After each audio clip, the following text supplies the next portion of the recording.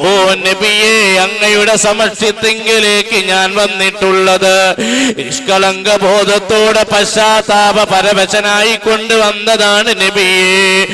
എന്നിട്ടങ്ങനെ പരിഗണിക്കുന്നില്ല നബിയേ. ഉടനെ അവിടുന്ന് സലാം മടക്കി പറഞ്ഞു, ഇനി എന്റെ അടുക്കലേക്ക് വരരുത്. നിങ്ങളുടെ മുഖം കാണുമ്പോ എന്റെ സഹോദരനും കൊച്ചാപ്പയുമായ മുലകുടി ബന്ധത്തിലൂടെ സഹോദരനും അതുപോലെ ബാപ്പയുടെ സഹോദരനുമായ എളാപ്പയായ ഹംസ റളിയല്ലാഹു അൻഹുവിനെ ഞാൻ ഓർമ്മിക്കും. അതുകൊണ്ട് എപ്പോഴും ഇവിടെ വരരുതെന്ന് പറയുമ്പോ നബിയെ, ധർമ്മബോധനം മനതലങ്ങളിൽ ഉൾക്കൊണ്ട ഞാൻ അങ്ങില്ലാത്ത ജീവിതം എന്തിനാ? അതുകൊണ്ടതിന് മുടക്ക് പറയല്ല ഹബീബേ. നബി സല്ലല്ലാഹു അലൈഹി വസല്ലമ തങ്ങൾ വിട്ടുവീഴ്ച മനോഭാവത്തിന്റെ പ്രതീകമാണ്. അവിടുന്ന് വിട്ടുവീഴ്ച ചെയ്യുന്നതിന്റെ ഒരുപാട് പ്രസക്തി പറഞ്ഞവരുമാണ്. മാപ്പ് ചെയ്തു കൊടുത്തു. പ്രിയപ്പെട്ടവരെ, ജീവിതത്തിൽ വേണ്ട പ്രധാനപ്പെട്ട ഒന്നാണ് വിട്ടുവീഴ്ച. ചെറിയ ചെറിയ വിഷയങ്ങൾക്ക് കലഹമുണ്ടാവാറുണ്ട്. ചെറിയ ചെറിയ കാരണങ്ങൾക്ക് വേണ്ടി പരസ്പരം പോരടിക്കാറുണ്ട്. ആവശ്യമില്ലാതെ തർക്കങ്ങളിൽ ഏർപ്പെടാറുണ്ട്. ഒരു ഇലക്ഷൻ കഴിഞ്ഞാൽ വോട്ടെണ്ണുന്നതിന്റെ മുമ്പ് തന്നെ ഫലം പ്രഖ്യാപിക്കാറുണ്ട്. അങ്ങനെ പല നിലക്കുമുള്ള പ്രഖ്യാപനങ്ങളും പല സംസാരങ്ങളും നമ്മുടെ നാടുകളിൽ കാണാം. പല നിലക്കുമുള്ള തർക്കങ്ങളും അങ്ങനെയുള്ള വിഷയങ്ങളും നമ്മുടെ നാടുകളിൽ കാണാം. എത്രയോ ആളുകൾ ആവശ്യമില്ലാതെ തർക്കിച്ചുകൊണ്ടിരിക്കുന്നു. എത്രയോ ആളുകൾ എന്തൊക്കെയോ പറഞ്ഞുകൊണ്ടിരിക്കുന്നു. മഹാനരായ നബി സല്ലല്ലാഹു അലൈഹി വസല്ലമ തങ്ങൾ മൂസാ നബി അലൈഹിസ്സലാമിനോട് ഖളർ അലൈഹിസ്സലാം ചെയ്ത വസിയ്യത്ത് വിശദീകരിച്ചപ്പോ ഒരു വസിയ്യത്തിലുള്ളത് എന്താണ്? ആവശ്യമില്ലാതെ തർക്കിക്കരുത് എന്നാണ്. ആവശ്യത്തിന് വേണ്ടി സംവാദമാവാം, ആവശ്യത്തിന് വേണ്ടി പരസ്പരം ആശയ കൈമാറ്റമാവാം. അനാവശ്യമായി തർക്ക വിതർക്കങ്ങളിൽ ഏർപ്പെടാൻ പാടില്ല. നാം തർക്കിക്കേണ്ടവരല്ല. നേരത്തെ സൂചിപ്പിച്ച കവി പറഞ്ഞതുപോലെ, മധ്യ ഇങ്ങനെ കാണുന്ന നേരത്ത് തർക്കിക്കുന്നത് എന്തിനു നാം വെറുതെ എന്തിനു തർക്കിക്കുന്നു? ഒരാവശ്യവുമില്ല. നമ്മുടെ സംസാരം, ആ സംസാരം രേഖപ്പെടുത്തപ്പെട്ട് കിടക്കുന്നുണ്ട്. നമ്മുടെ ഓരോ ചലനങ്ങളും അത് റെക്കോർഡാക്കിക്കൊണ്ടിരിക്കുന്നുണ്ട്. ഓരോന്നോരോന്ന് ഡിലേറ്റ് ചെയ്യപ്പെടാതെ, റിമൂവ് ചെയ്യപ്പെടാതെ, ഫോർമാറ്റ് ചെയ്യപ്പെടാതെ എല്ലാം പ്രിയപ്പെട്ട സഹോദര സഹോദരിമാരെ രേഖപ്പെടുത്തപ്പെട്ട് കിടക്കുന്നുണ്ട് എന്ന വസ്തുത നമുക്കൊക്കെ വേണം. അതുകൊണ്ട് വേണ്ടതാണ് കുറച്ചൊക്കെ മാപ്പ് ചെയ്യാം, ക്ഷമിക്കുക. മറ്റുള്ളവരെ ഉപദേശിക്കാൻ എളുപ്പമായതും സ്വയം നടപ്പിൽ വരുത്താൻ പ്രയാസമായതുമായ രണ്ട് സംഗതികൾ: ഒന്ന് ക്ഷമ, രണ്ട് തഖ്വ. മറ്റുള്ളവരെ ഉപദേശിക്കാൻ വളരെ എളുപ്പമാണ്. മറ്റുള്ളവരോട് പറയാൻ വളരെ ലളിതം, വളരെ എളുപ്പമാണ്. ക്ഷമിക്കണം, ക്ഷമിക്കണം. ഇപ്പൊ രണ്ടാൾ കൂടി ഇങ്ങനെ സംസാരിക്കാം. അങ്ങനെ സംസാരിക്കുന്ന നേരത്ത് ഇങ്ങനെ എന്തോ ഇങ്ങനെ കയർത്തുകൊണ്ട് ഇങ്ങനെ നിൽക്കുന്ന സമയത്ത് എന്തിനാ സുഹൃത്തെ ഇങ്ങനെ പറയണത്? സാരല്ല, ക്ഷമിക്കണ്ടേ, ക്ഷമ ഈമാന്റെ പകുതിയല്ലേ എന്നൊക്കെ ഇങ്ങനെ ഉപദേശിക്കണ നേരത്ത് വേറൊരാൾ കാലുമ ചവിട്ടി നിൽക്കാം. ഇങ്ങോട്ടാണോ നോക്കണത്? ഇങ്ങനെ ചോദിച്ചിട്ട് ഈ ഉപദേശിക്കുന്ന ആള് തിരിച്ചിങ്ങോട്ട് ചൂടാവും. എന്താ? മറ്റുള്ളവരെ ഉപദേശിക്കാൻ എളുപ്പമാണ്, സ്വയം നടപ്പിൽ വരുത്താൻ പ്രയാസാണ്. ഏത്? ക്ഷമ. അസ്സബറു നിസ്ഫുൽ ഈമാൻ. ഈമാന്റെ പൗതിയാണ് ക്ഷമ എന്ന് പറഞ്ഞത്, വെറുതെ അല്ല. അതുകൊണ്ട് വിട്ടുവീഴ്ച വേണം. ആ ചരിത്രത്തിൽ ഏറ്റവും വലിയ പാഠം, സ്വന്തം പിതൃതുല്യം, പിതാവിന് തുല്യം സ്നേഹിച്ചിരുന്ന ഹംസ റളിയല്ലാഹു അൻഹുവിനെ കൊലപ്പെടുത്തിയ വ്യക്തിക്ക് മാപ്പ് കൊടുത്തു എന്ന വിട്ടുവീഴ്ചയുടെ പാഠമാണ്. ഓരോ ചരിത്രങ്ങളിലും പാഠങ്ങളുണ്ട്. ഓരോ സംഭവങ്ങളിലും നിരവധി പാഠങ്ങളുണ്ട്.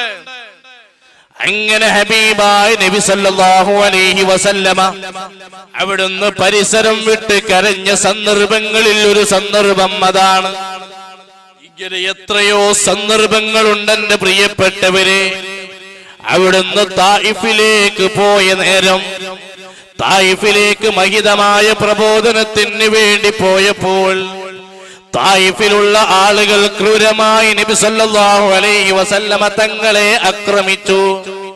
ഒരുപാട് അക്രമമുറകൾക്ക് വിധേയരായി. തന്നെ സംരക്ഷിച്ച അബൂ ത്വാലിബ് മരണപ്പെട്ടപ്പോ തന്നെ സംരക്ഷിച്ചിരുന്ന സഹധർമ്മിണി ഖദീജ ബീബി റളിയല്ലാഹു അൻഹ അവിടുന്ന് ഈ ലോകത്തോട് വിട പറഞ്ഞു. ആ സമയത്താണ് ഒരല്പമെങ്കിലും സാന്ത്വനം കിട്ടുമെന്ന നിലക്ക് ഉമ്മായുടെ കുടുംബക്കാരുടെ അടുക്കലേക്ക് അവിടുന്ന് പോയി. തന്റെ ഉള്ളിൽ മറച്ചു വെച്ച തരങ്ങളിലുള്ള ഈമാനിന്റെ വെളിച്ചം കൈമാറണം, ഷെയർ ചെയ്യണം എന്ന ഉദ്ദേശത്തോടെ അവിടുന്ന് അങ്ങ് പറഞ്ഞപ്പോൾ ക്രൂരമായി ആക്രമിച്ചു കുട്ടികൾ പോലും കല്ലെടുത്തെറിയാൻ തുടങ്ങി. നബി സല്ലല്ലാഹു അലൈഹി വസല്ലമ തങ്ങളെ കല്ലെടുത്തെറിഞ്ഞു. എവിടെ വെച്ചാ മോനെ? ത്വായിഫിൽ വെച്ച്. ഓർമ്മ വേണം കേട്ടോ, വയലു പറയുന്നത് ശ്രദ്ധിക്കണം. ശരിക്കും ശ്രദ്ധിച്ചിട്ടില്ലെങ്കിൽ എന്താവും? മുമ്പ് ഒരു കണക്കിന്റെ അധ്യാപകൻ ക്ലാസ് എടുത്തോണ്ടിരിക്കുക. അപ്പൊ ഇങ്ങനെ ക്ലാസ് എടുത്തോണ്ടിരിക്കുമ്പോ കുട്ടി ഇങ്ങനെ ഈ ഓടിട്ട സ്കൂളിന്റെ മുകളിലോട്ട് നോക്കുക. അപ്പൊ ഒരു എലി പായുന്നുണ്ട്, റാറ്റ്, മനസ്സിലായില്ലേ? അങ്ങനെ ഇങ്ങനെ പായുന്നത് ഇങ്ങനെ കണ്ടു. ഈ കുട്ടി ഇങ്ങനെ നോക്കുക. അങ്ങനെ ഇങ്ങനെ പോയി ബാല് മാത്രം ഇങ്ങനെ തൂക്കിയിട്ടിരിക്കുക. മാഷ് ചോദിച്ചു, സാറ് ചോദിച്ചു, മോനെ 13 8 എടുത്ത ബാക്കി എത്ര? അപ്പൊ പറഞ്ഞു, ഇവന് വാലും കൂടി ഉണ്ട്. അപ്പം ബാക്കി കണക്കല്ല പറയണത്, ബാക്കി പോകാനുള്ള വാലാ പറയണത്. അപ്പൊ അവന്റെ ശ്രദ്ധ എങ്ങോട്ടാണ്? അങ്ങോട്ടാണ്. അപ്പൊ ശ്രദ്ധ എങ്ങോട്ട്? അപ്പൊ ഞാൻ പറഞ്ഞു വന്നത്, ത്വായിഫിൽ വെച്ച് ഒരുപാട് വിഷമിച്ചുകൊണ്ടിരിക്കുക. അങ്ങനെ ഇരുന്ന് എന്ത് ചെയ്യണം എന്നറിയില്ല. ഭക്ഷണം കഴിക്കാനില്ല, വെള്ളം കുടിക്കാനില്ല. പ്രയാസപ്പെട്ട് ഇങ്ങനെ ക്ഷീണിച്ചു നിൽക്കുമ്പോ ഒരു ചെറുപ്പക്കാരൻ വരുന്നു. ആ ചെറുപ്പക്കാരന്റെ കയ്യിൽ ഒരു കുല മുന്തിരിയുണ്ട്. ആ ഒരു കുല മുന്തിരി ഒരുപാട് ദിവസങ്ങളായി വിശന്നുകൊണ്ടിരിക്കുന്ന നബി സല്ലല്ലാഹു അലൈഹി വസല്ലമ തങ്ങളുടെ നേരെ നീട്ടിയപ്പോൾ അവിടുന്ന് താല്പര്യത്തോടുകൂടെ വാങ്ങിച്ചു ചോദിച്ചു, മോനെ നിന്റെ പേരെന്താ? എന്റെ പേര് അദ്ദാസ് എന്നാണ് എന്റെ പേര്. മോനെ നിന്റെ നാട് എവിടെയാണ്? എന്റെ നാട് നീനവയാണ്. നീനവയോ? അതെന്റെ സഹോദരന്റെ നാടാണല്ലോ, യൂനുസ് നബി അലൈഹിസ്സലാം. അവിടുത്തെ നാടാണല്ലോ.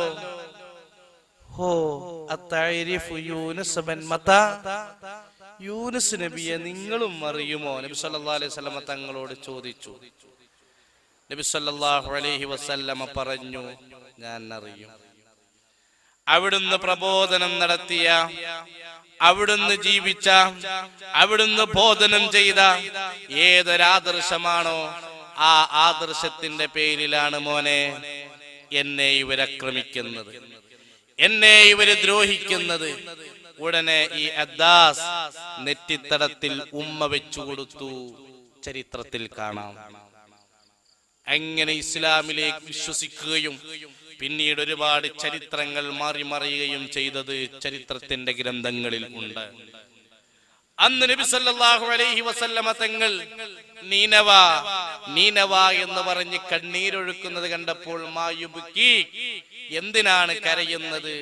ഉടനെ പറഞ്ഞു, എന്റെ സഹോദരൻ ഒരുപാട് പ്രയാസം സഹിച്ചിട്ടുണ്ടല്ലോ. സ്വന്തം പ്രയാസമല്ല അവിടെ ചിന്തിച്ചത്. ആനരായ നബിയുല്ലാഹി യൂനുസ് നബി അലൈഹിസ്സലാം, യൂനുസ് നബി അലൈഹിസ്സലാമിന്റെ പ്രശ്നമാണ് അവിടുന്ന് ചിന്തിച്ചത്. സ്വന്തം പ്രശ്നത്തെ കുറിച്ച് ആലോചിക്കുന്നില്ല. ഇതാണ് പ്രിയപ്പെട്ടവരെ യഥാർത്ഥ ബ്രദർഹുഡ്, ഇതാണ് യഥാർത്ഥ സാഹോദര്യം, ഇതാണ് ഒരു വ്യക്തിയുടെ ജീവിതത്തിൽ വേണ്ടത്. ഇങ്ങനെയല്ലേ സഹാബത്തിന്റെ ജീവിതം? റുഹമാഉ ബൈനഹും, അവർ പരസ്പരം കലഹിക്കുന്നവരല്ല, പരസ്പരം കോമ്പറ്റീഷൻ മൈൻഡോടുകൂടെ പെരുമാറുന്നവരല്ല. മദീനയിൽ നിന്ന് കുറച്ചകലെയുള്ള ഒരു ചെറിയ കോളനി, ആ കോളനിയിൽ 12ഓളം വീടുകളുണ്ട്. ഈ 12 വീടുകളിൽ പലരും അവശരാണ്, പലരും രോഗികളാണ്, എല്ലാ കുടുംബങ്ങളും പാവങ്ങളാണ്. ദിവസങ്ങളായി ഭക്ഷണം കിട്ടിയിട്ട് അവിടേക്ക് ആരും അങ്ങനെ എത്തപ്പെടാത്ത ഒരു മേഖലയാണ്. എന്നാൽ അവരെല്ലാവരും സഹിക്കുന്നവർ, പൊറുക്കുന്നവർ, മറക്കുന്നവർ. ആ നിലക്കുള്ള കൊച്ചു കോളനിയിൽ ഒരു ദിവസം ഒരു വീട്ടുകാര് പുറത്തേക്ക് വന്നപ്പോൾ അവർക്കൊരു ആട്ടിന്റെ തല കിട്ടി.